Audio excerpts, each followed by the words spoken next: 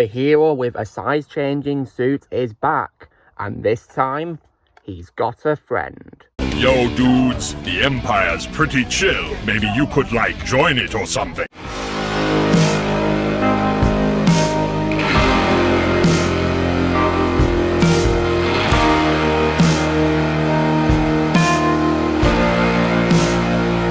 Everyone, Lucimus Prime here. So it's time for another review in my Marvel Cinematic Universe Infinity Saga review marathon series, and in today's video I'm going to be reviewing what is overall the 20th installment of the Marvel Cinematic Universe as part of Phase 3 of the MCU, and this film of course is none other than 2018's Ant-Man and the Wasp. So this was once again directed by Peyton Reed, who returns to direct the film after he directed the first movie. So how was this movie made? So talks for a sequel to the first film began shortly after that film was released, and this sequel was officially announced in October 2015, with Paul Rudd and Evangeline Lilly returning to reprise their roles as Scott Lang and Hope Van Dyne. And a month later, the director of the first film, Peyton Reed, was set to return as well. He'd of course already joined the first movie later in its production due to, of course, it being initially directed by Edgar Wright, but he of course left production, and he was very excited to develop this movie from the beginning. And he also looked forward to introducing Hope Van Dyne as the Wasp in this film, due to, of course, the ending of the first film showing her seeing her suit, as well treating her and Scott Lang as equals in this. And filming took place from August to November 2017 at Pinewood Atlanta Studios in Fayette County, Georgia, as well as Metro Atlanta, San Francisco, Savannah, Georgia, and Hawaii. The film had its world premiere in Hollywood on June 25th, 2018, and was released in the United States on July 6th, 2018, as part of Phase 3 of the MCU. The film was a critical and commercial success, with it even praised for its performances, humour and levity, and grossing over $622 million worldwide.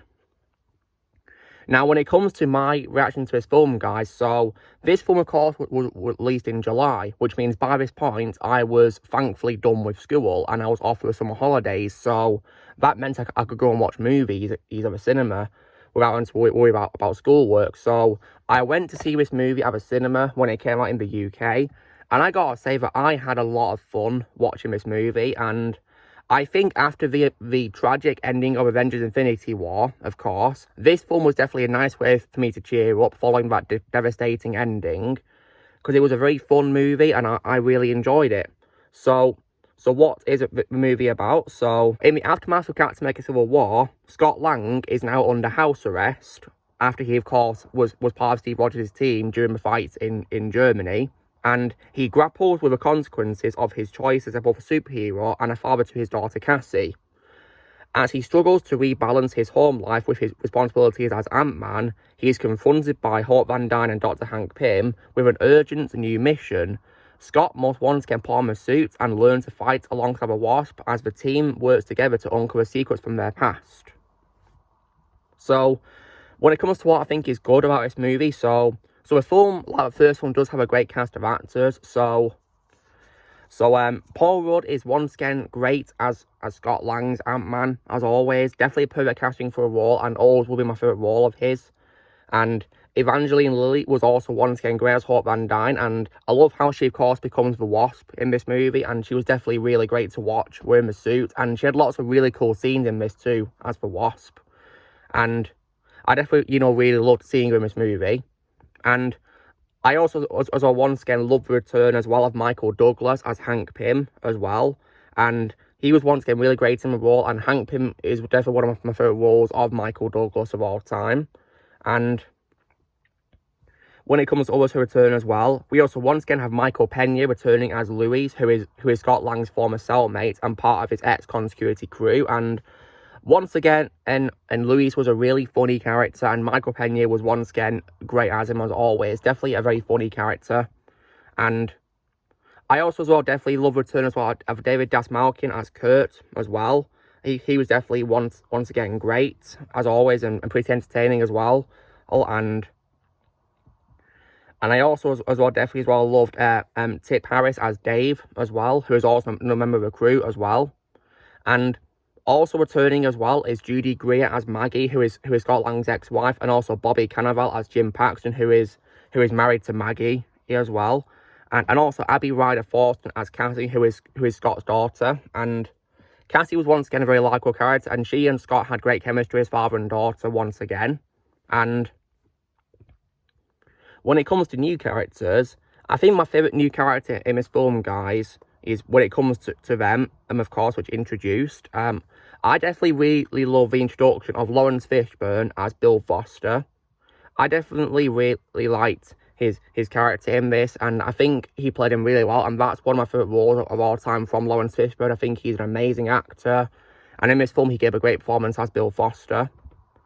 And what I thought as well was really cool was also how they actually referenced Bill Foster's other alter egos, because they mentioned a project, of course, which was Black Goliath, which of course is who Bill Foster is in the comics. So I definitely love how it made a nice nod to the movie, and Bill Foster was a very entertaining character, in my opinion. And I also definitely loved the casting of Michelle Pfeiffer as Janet Van Dyne, who of course is Hank Pym's wife and Hawk's mother, the original WASP.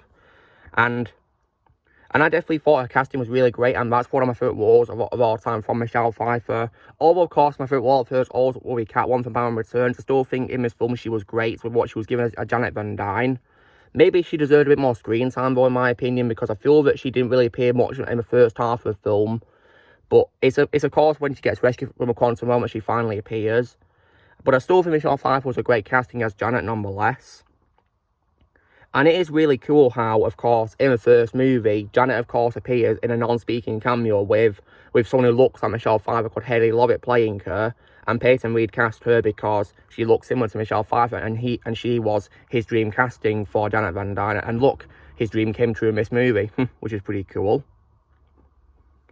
And also as well, aside from, of course, good cast as well, there is also some cameos as well in this, which is really cool. So one cameo I definitely loved, of course, was the legendary Stan Lee, may he rest in peace, where he had a cameo appearance as a man whose car is struck by accident during the car chase, and that was definitely a very funny cameo. And that was also as well sadly Stan's final cameo appearance in an MCU film before he passed away in his lifetime. So rest in peace, Stan. You know, thank you so much for all the characters you've co-created with Marvel Comics, Stan, and inspiring billions of people around the world. Thank you so much, Stan. Rest in peace. You're an absolute legend. And aside from a great cast of actors, the film has a pretty decent story, because like I said, guys, it was a very nice way for me to cheer up following the tragic ending of Avengers Infinity War. And I thought it was really fun, and the film did a very good job balancing humour with action and drama, in my opinion. And I definitely think that once again, the visual effects for this movie are pretty mind-blowing, such as, of course, the shrinking and the increasing of the sizes. It was definitely very impressive, in my opinion, very mind-blowing.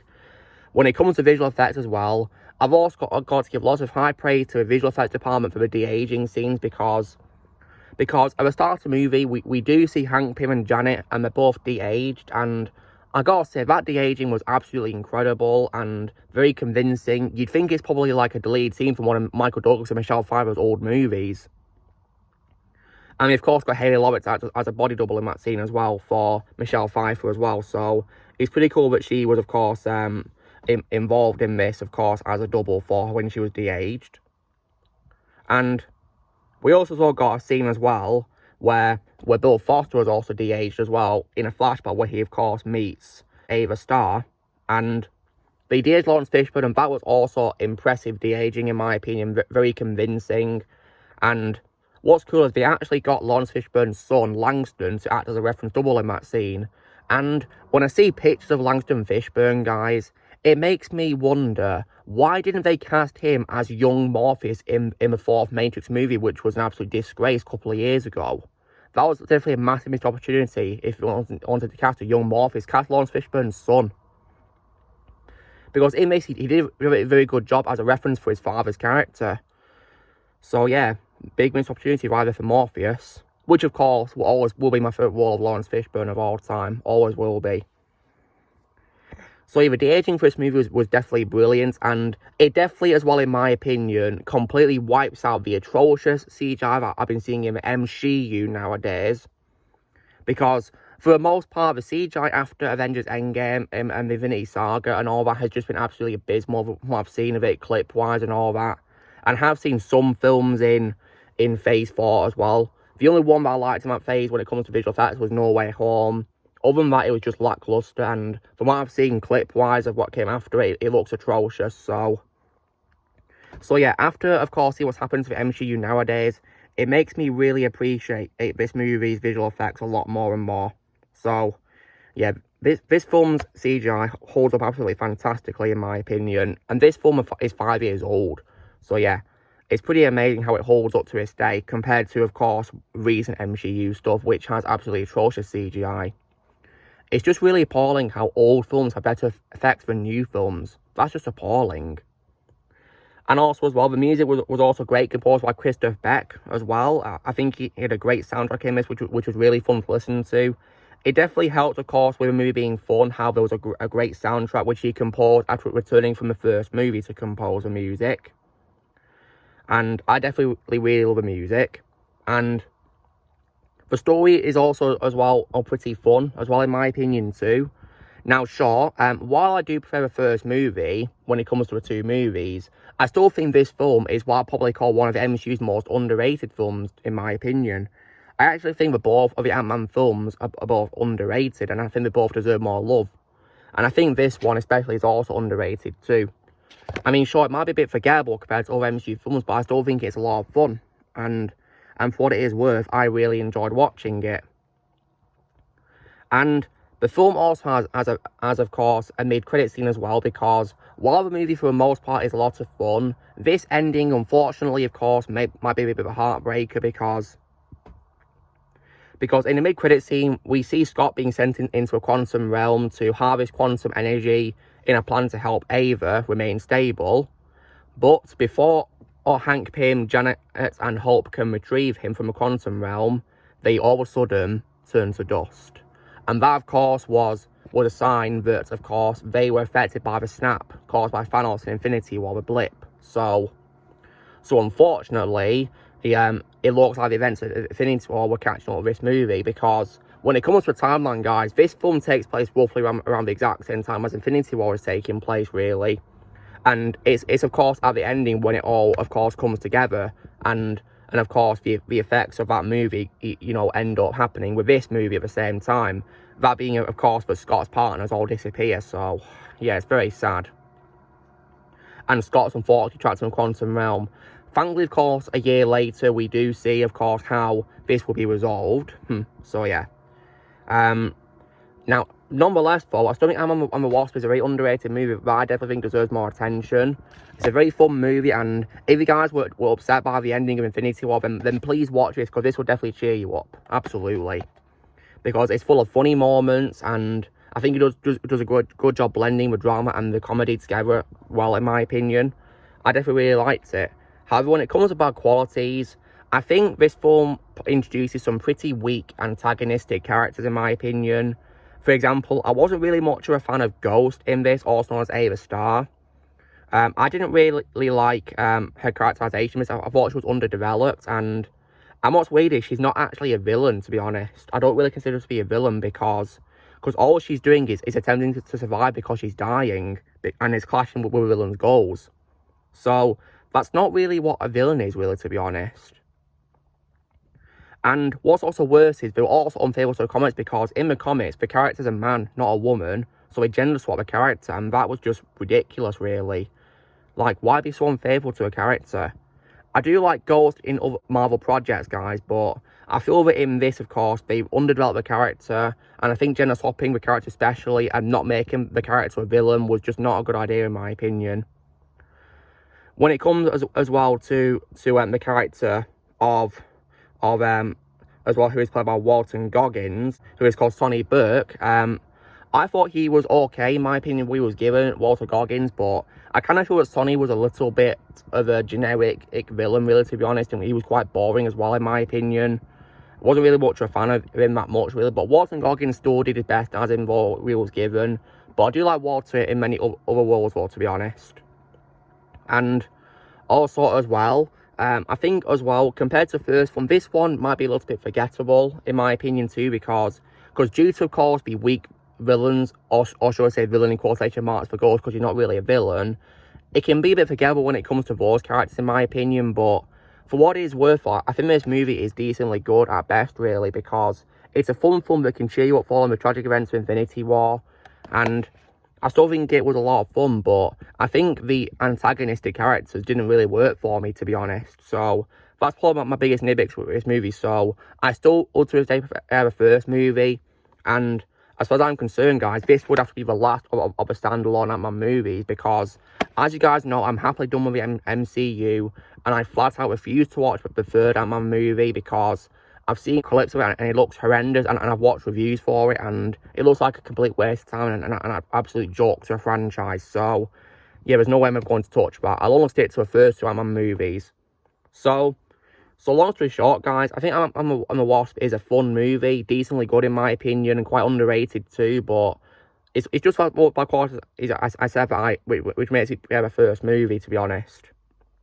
So if I was to give it a score out of 10, guys, I'd probably give it a very decent score of probably 7 out of 10, because it's a fun movie in my opinion, and decently good and underrated too, and it's definitely something to cheer you up because there's funny moments, and I definitely would recommend it if you want to be cheered up, of course, after the tragic events of Avengers Infinity War.